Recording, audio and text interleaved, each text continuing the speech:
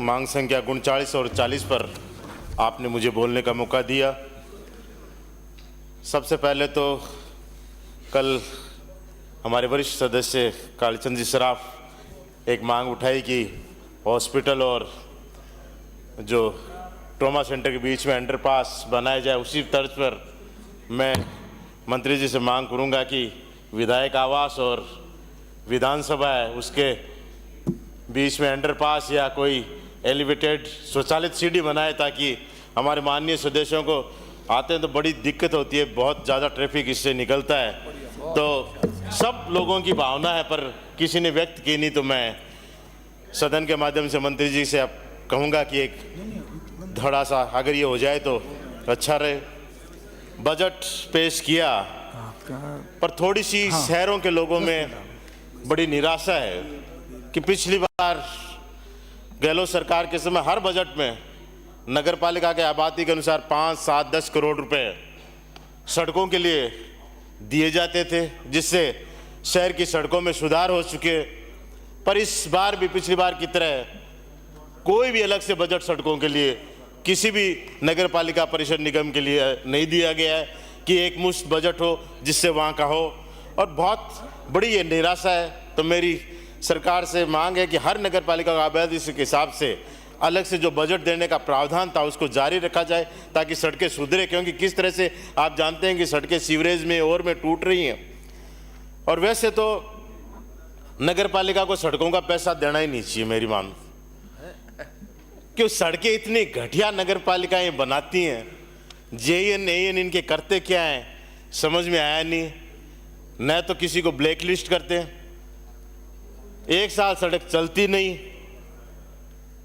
और पूरा पैसा बर्बाद होता है। सड़कें बनानी हो तो नगर पालिका मॉनिटर करे, पीडब्ल्यूडी और कोई एजेंसी बनाए ताकि गुणवत्ता की सड़कें बने, थोड़ी चले 5-10 साल। वरना नगर पालिका में क्या हो गया, सारे पार्षद हो गए ठेकेदार, पूरा मिलीभगत का काम हो गया।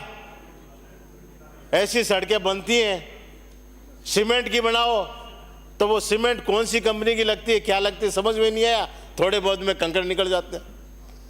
और डामर की बनाओ तो काली तो एकदम दिखती है, बढ़ती है, पर उसके बाद में वो उगड़ती है तो यूं उगड़ती है कि भाई हाथ से बिखेर लो।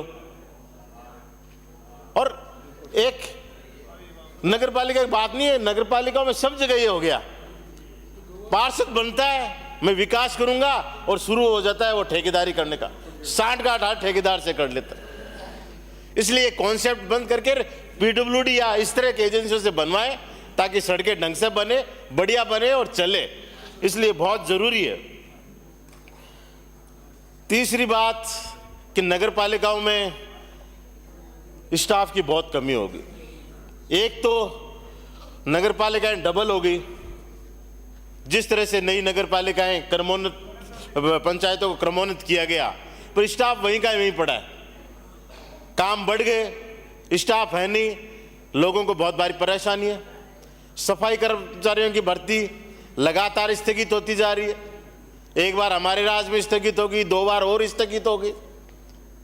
कब ये भर्ती होगी? कर्मचारी दिन प्रतिदिन कम होते जा रहे हैं, ठेकों से काम जो सफाई का करा रहे हैं, सबसे ज्यादा शोषण किसी का हो रहा है तो उस कर्मचारी का हो रहा है। और वो 99% ये मान के चलो 100% ही वाल्मीकि समाज के हैं, जो काम करते हैं, काम उनसे पूरा कराते हैं और पैसा उनको नाम मात्र का वो ठेकेदार देते हैं। इसलिए इस भर्ती को तुरंत करें और भर्ती में सरकार को किसी तरह से नियम में संशोधन करना पड़े, कुछ भी करना पड़े, पर कोशिश यही करें कि 100% भर्ती वाल्मीकि समाज में आए। कोई भी अड़चन आ रही है, कोई नियमों में अड़चन आ रही है तो नियम अड़चनों को दूर करें, नियम बनाना पड़े नियम बनाना पड़ाए, कोई विधेयक लाना तो विधेयक लाए, पर कोशिश ये करे कि वाल्मीकि समाज का अगर व्यक्ति उपलब्ध है तो पहली प्राथमिकता उसको दे, उसके बगैर काम नहीं चलेगा। दूसरे लोगों का लगाते हैं, पिछली बार भर्ती में लगे हुए हैं कुछ कर्मचारी, एक भी कर्मचारी सफाई का काम नहीं करता, या तो वो ड्राइविंग करता है या नगर पालिका में बैठ के बाबूगरी करता है या किसी अफसर के वहां घर पे काम करता है या और कोई काम करता है, पर नाले में उतरकर सफाई कोई नहीं करता, सड़कों पे जाके सफाई एक भी व्यक्ति नहीं करता। तो जब वो काम करते ही नहीं तो अपन क्यों उनको लगाए? कोशिश करें कि जहां उपलब्ध है इस भर्ती में उन्हीं को लगाएं और जल्दी से जल्दी ये भर्ती प्रक्रिया दोबारा शुरू करें, वरना आने वाले समय में धीरे धीरे ये समस्या सफाई की और ज्यादा बढ़ जाएगी। एक जो समस्या जो शुरू होगी शहरों की, कि जो छोटे शहर हैं उनका नियोजित विकास बिल्कुल नहीं हो रहा है। पुराने जो शहर बसे हुए हैं वहीं पुराने मकान टूट रहे हैं और उनकी जगह कॉम्प्लेक्सेस बने जा रहे हैं बिना नियमों के, बिना कोई पालना किए। पूरे धड़ल्ले से कॉमर्शियल कॉम्प्लेक्स बन रहे हैं और उन कॉम्प्लेक्सों में सबसे बड़ी समस्या तो पहले आती है, पार्किंग का कोई प्रावधान नहीं करते। दूसरा, सेटबैक उसमें छोड़ते नहीं। सड़कें आप जानते हो पुराने शहरों की कैसे होती है, हर शहर की सड़क पुरानी सड़कों के। मेरी नगर परिषद सुजानगढ़ की बात नहीं कर रहा, पूरे नगर पालिका कर रहा है। सुजानगढ़ के नगर परिषद का भी यही हाल है।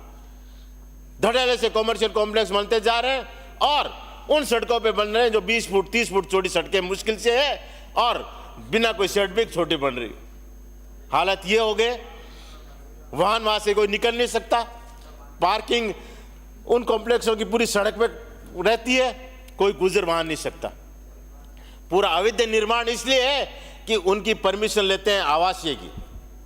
आवासीय के नाम पे वो कॉम्प्लेक्स खड़े होते हैं और उसके बाद में वो बिक जाते हैं, दुकानें बिक जाती हैं, बेचने वाला अपना पल्ला झाड़ लेता है और उसके बाद में उसका कोई दौड़ी दौड़ नहीं है। कुछ की शिकायत भी होती है, शिकायत करो तो एक बार उनको सीज भी कर देते हैं, डीएलबी से वो सील खुलवा देते हैं कि सशर्त सील खोली जाती है। जो शर्तें हैं वो शर्तें कभी पूरी होती नहीं, वो सील भी खुल जाती है, कोई शर्तों को पालना भी नहीं करता, कोई नहीं देखता उसके बाद में। वहां के प्रशासन से शिकायत करो, डीएलबी के आदेश है, उन्होंने कहा है खोल दो। अरे उन्होंने तो सशर्त खोलने की परमिशन दी है, डीएलबी उसके बाद में उनकी तरफ देखती नहीं है और वो बड़े बड़े कॉम्प्लेक्स बन जाते हैं और धड़ल्ले से दुकानें चल रही। मजे की बात देखो कि मंदिरों की जमीनों में भी धर्मशाला मकान आवासीय परमिशन लेके बन गए और वो दुकानें 200 200 300 दुकानें बन गई वहां और वो बिकने जा रही हैं। अब कोई पूछने वाला नहीं है, एक बार रुकी वापस शुरू होगी। और मंदिरों को तो छोड़ दो,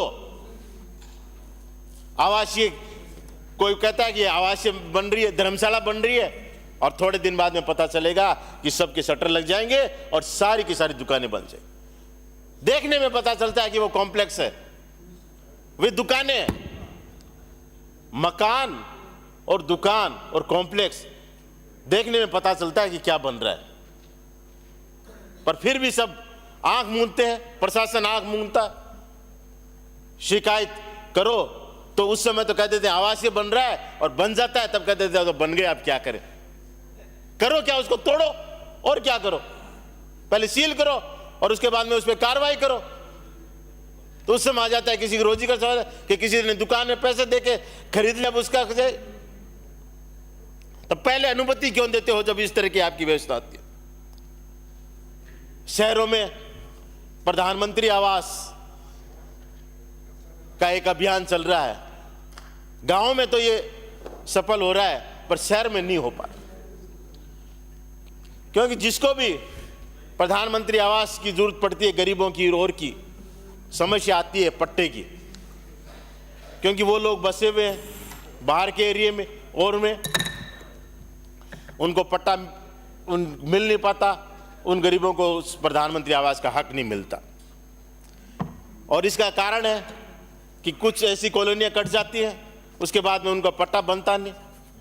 बात मैं कॉम्प्लेक्सों की कर रहा था, तो कॉम्प्लेक्सों में तो कोई कार्रवाई नहीं करता, पर कोई काश्तकार के खेत में, कोई ढाणी में कोई मकान और बनाता है शहर के पास में, तो उसमें जरूर कार्रवाई कर देते हैं। क्या आप मकान बना रहे हो बिना उसको कन्वर्जन कराए?